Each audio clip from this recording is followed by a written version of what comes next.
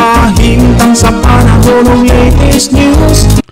Daron sa tuloy niya ang Pag-asa Mactan, pinagi ni Sir Mark Gales. Sir Mark, may butag. May buntag, Sir Ariel, sa itong mga sugintig paminaw. Itong latest update bahin sa kaya panahon karong adlaw. Patay nag-apekto ang shear line sa Southern Luzon o sa silang bahin sa Visayas. Samtang ang northeast monsoon o amihan mao po nag-apekto karon sa naibiling bahin sa Luzon. And para karong adlaw diri sa Central Visayas makasinati ta ning panasa panganuron nga nasa matag umo na kalangitan nga naay mga higayon gyapon sa mga lumalabay o mga patak-patak ng pag-uwan pagpanugdog kilat gumikan ining easterlies.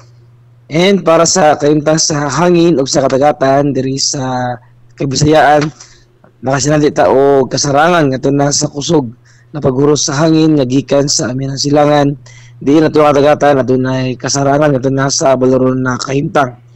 Ari sa Cebu ato katagatan dunay hunas karong alas 5:09 sa buntag o taob unya alas 12:47 sa udto.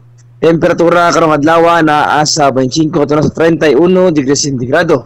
Ato ang haring adlaw musilang karong alas 5 sa buntag ug mosalop na unya alas 5:40 sa hapon.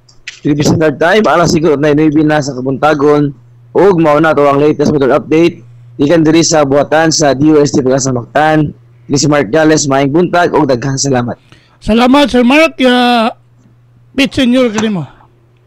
Okay sir, good morning.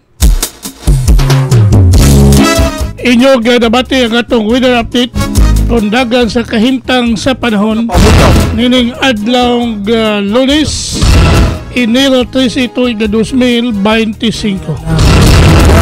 Salamat ni Sir Mark Gales og sa Pag-asa Mactan. Mayong buntag kanatong tanan og salamat sa Pag-asa Mactan. May pamagaw bang kubrahin ang siyang panahon at Panginoon sa'yo sa kabuntagon.